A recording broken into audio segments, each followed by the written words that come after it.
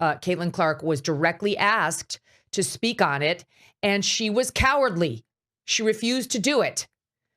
It is one thing to inject politics into your sport where they don't belong, like Colin Kaepernick kneeling in the middle of professional football games. It's quite another when little girls are getting the shit kicked out of them in their sport, and you are the most famous woman in women's basketball, and you're directly asked as the issue rears its head in your sport, and you punt on it.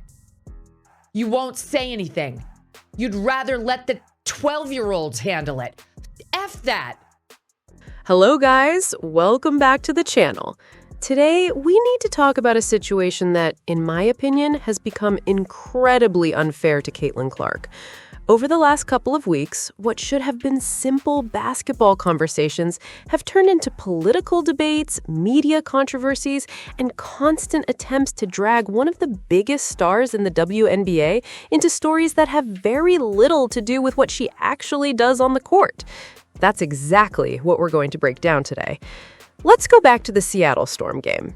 It honestly feels like it happened forever ago, even though it was only around a week and a half ago. Time has been moving so fast lately that it's difficult to remember whether it was 10 days ago, 2 weeks ago, or somewhere in between. Maybe that's just what happens when you're getting older. Either way, everyone remembers what happened after that game. Instead of the conversation being centered around basketball, there was one reporter who clearly came into that post-game press conference with a different agenda. Rather than asking Caitlin Clark about the game, her performance, the Indiana Fever, or anything related to basketball, the reporter seemed determined to ask a question that had absolutely nothing to do with the sport itself. The goal wasn't to get basketball insight. The goal appeared to be putting Caitlin Clark into a situation where there was no winning answer. No matter what she said, somebody was going to be angry. If she answered one way, one group would criticize her. If she answered another way, another group would attack her. If she refused to answer, people would accuse her of avoiding the topic. It was a completely manufactured controversy. The reporter, whom many Caitlin Clark fans online refer to as the white teenage boy, created a situation where the headline was always going to be bigger than the basketball. Unfortunately, that wasn't the end of it. After that, other reporters from the opposite end of the political spectrum basically asked Caitlin Clark the exact same question in different wording. Once again, the discussion had nothing to do with basketball. It had everything to do with getting Caitlin Clark involved in a controversy she clearly had no interest in joining. And what happened? Caitlin Clark gave probably the safest, most diplomatic, middle-of-the-road answer possible. She didn't attack anyone. She didn't insult anyone. She didn't create controversy. She didn't choose sides. She simply gave a respectful answer and tried to move the conversation forward.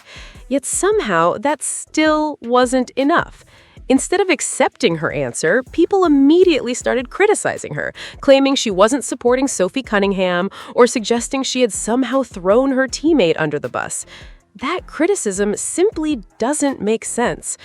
Let me make something very clear. The last person who wants Caitlin Clark jumping into this controversy to publicly defend Sophie Cunningham is probably Sophie Cunningham herself. Everything we've heard about Sophie Cunningham, from teammates, coaches, media members who know her personally, and people around the league, is that she's an incredibly pleasant person to be around. She has opinions, she isn't afraid to express those opinions, but she also isn't the kind of person who expects everyone around her to publicly defend every opinion she has.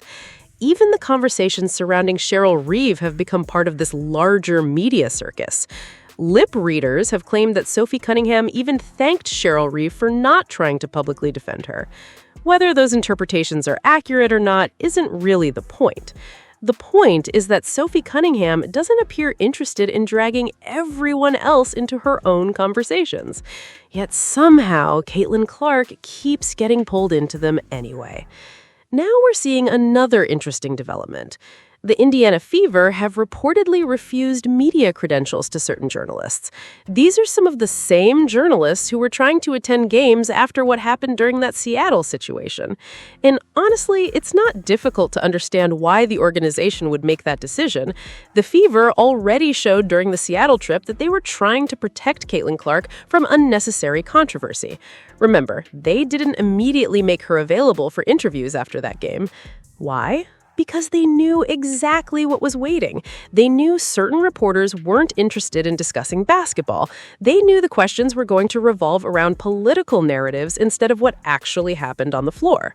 From the team's perspective, why willingly put your franchise player into a situation designed to create controversy?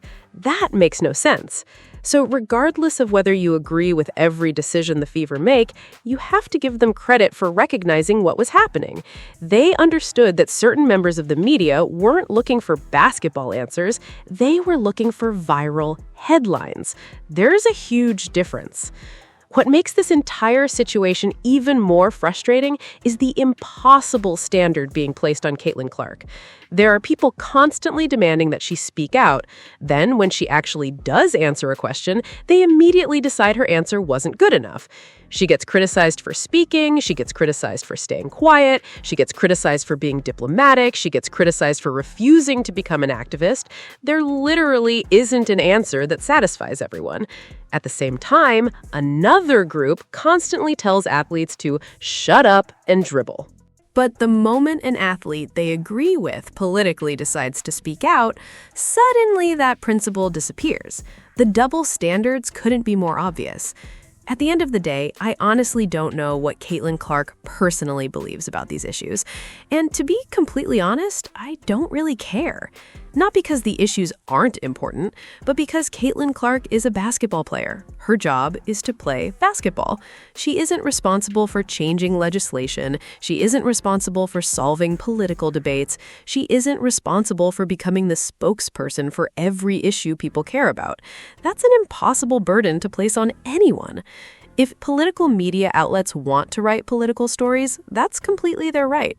People can choose whether or not they want to read those articles. Everyone is entitled to their own opinions. That's how a free society works. But athletes should also be allowed to choose whether they want to participate in those conversations. If Caitlin Clark wants to focus entirely on basketball, she should be allowed to do exactly that.